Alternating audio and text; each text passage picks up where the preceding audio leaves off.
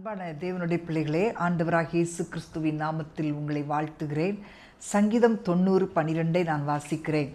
நீதிமான் பனையைப் போல செழித்து லீபனோனில் உள்ள கேதுருவைப் போல வளருவான். ஆமேன். இதுதான் தேவனுடைய வாக்குத்தத்தம். நீங்கள் பனையைப் போல செழிப்பீர்கள், கேதுருவைப் போல வளருவீர்கள். கர்த்தருடைய கரம் உங்களை பசுமையான இடத்தில் உள்ள ஒரு தோட்டத்தைப் போல, தோட்டத்தில் உள்ள பனையைப் போல ஆண்டவர் உங்களை வளரச் செய்வாராம். இப்போது நம்முடைய வாழ்க்கையிலே ஆண்டவர் விரும்புகிற காரியம் நாம் செழிப்பாக இருக்க வேண்டும். நாம் வனாந்தரமாக இருக்கக்கூடாது. வனாந்தரத்தை செழிப்பான வயல்வெளியாக மாற்றுகிற தேவன். ஆமேன். இன்றைக்கு ஆண்டவர் நமக்கு உத்தரவாதம் கொடுத்து வாக்கு பண்ணுகிறார். நான் உங்களுடைய குடும்பத்துக்குள்ளே, உங்களுடைய அலுவலகத்திலே, நீங்கள் வேலை செய்கிற ஸ்தலத்திலே உங்களை நான் வித்தியாசப்படுத்தி காட்டுவேன். நீங்கள் செழிப்பீர்கள், நீங்கள் வளருவீர்கள் என்று சொல்லி ஆண்டவர் வாக்கு கொடுக்கிறார். ஹல்லேலூயா. இந்த வனாந்தரமான வாழ்க்கையை ஆண்டவர் வயல்வெளியாக மாற்றுகிற தேவன். ஆமேன். வயல்வெளியை காடாக அவர் செழிக்கச் செய்கிற தேவன். நம்முடைய வாழ்க்கையை ஆண்டவர் எப்பொழுதும் ஒரு செழிப்புள்ளதாக மாற்றி கொடுக்க உண்மை உள்ளவராக இருக்கிறார். ஒருவேளை நீங்கள் நினைக்கலாம், என்னுடைய வாழ்க்கையில் எப்பொழுதும் வறட்சியே காணப்படுகிறதே, எப்பொழுது பார்த்தாலும் பணப்பற்றாக்குறையாக இருக்கிறதே அப்படின்னு சொல்லி நீங்கள் நினைக்கிறீங்களா? நிச்சயமாய் நீங்கள் நீதிமான்களாக இருந்தால், கர்த்தருக்கு பிரியமான வழியில் நீங்கள் நடப்பீர்களானால் உங்களுடைய வாழ்க்கையை ஆண்டவர் நிச்சயமாக செழிப்புள்ளதாய் மாற்றுவார். நீங்கள் நினைக்கலாம், எனக்கு எப்போ என் வாழ்க்கை செழிப்பாகும், எனக்கு இந்த செழிப்பே வராதா அப்படின்னு சொல்லி நீங்கள் கலங்கலாம். ஆனால் தேவனுடைய வார்த்தையை நீங்கள் நம்பும்போது வறண்டு இருக்கிற உங்களுடைய எல்லைகளை ஆண்டவர் செழிப்பாக மாற்றுவார். ஆமேன். நீங்கள் ஒருவேளை எத்தனையோ முயற்சிகளை செய்யலாம், எத்தனையோ காரியங்களை நீங்கள் எதிர்பார்க்கலாம். ஆனால் அந்த உங்கள் வாழ்க்கையில நீங்கள் எதிர்பார்த்த நன்மைகளை இன்னும் பெற்றுக்கொள்ள முடியவில்லையே என்று சொல்லி கலங்கி கொண்டிருக்கிறவங்க நீங்கள் இருக்கீங்கல்ல, உங்களை நிச்சயமாக ஆண்டவர் சொல்லுகிறார், செழிக்க வைக்கிறார். உங்களை நிச்சயமாய் அவர் வளரச் செய்வாராம்.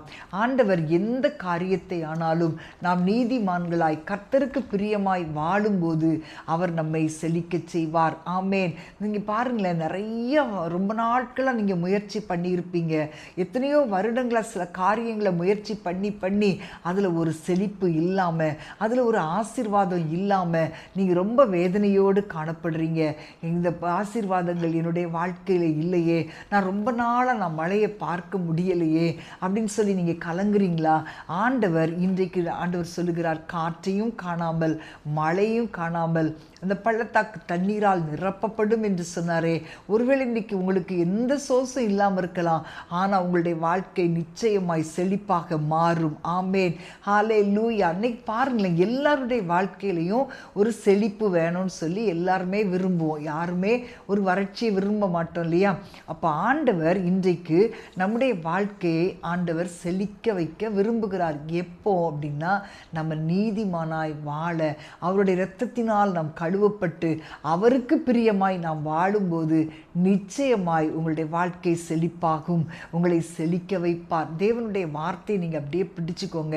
ஆண்டவர் கொடுத்த அந்த வாக்குத்தத்தத்தை பிடிச்சு கேளுங்க.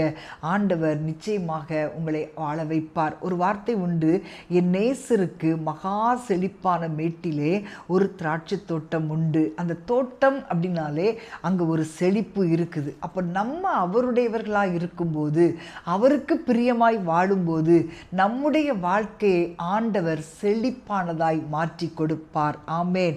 ஹல்லேலூயா. இன்றைக்கு நம்முடைய வாழ்க்கையில் ஒரு பயங்கரமான சூழ்நிலைகளோடு, பயங்கரமான ஒரு வறட்சியோடு, பயங்கரமான ஒரு குறைவோடு நாம் காணப்படலாம். பிரியமானவர்களே, ஆண்டவர் கொடுத்த வாக்குத்தத்தத்தை பிடித்து கொள்ளுங்கள். நீங்கள் ஒருவேளை உங்களுடைய வாழ்க்கை வறண்டு கிடந்தால் நீங்கள் ஆண்டவர்கிட்ட ஜெபம் பண்ணுங்க. பின்மாறி காலத்து மழையை உண்டு பண்ணுகிற தேவன். எலியா ஜெபிக்கும் போது வானத்தை திறந்து மழையை கொடுத்தாரே, அதே தேவன் இன்றைக்கும் நீங்கள் ஜெபிக்கும் போது உங்களுக்காக வானத்தை திறக்க வல்லவராயிருக்கிறார்.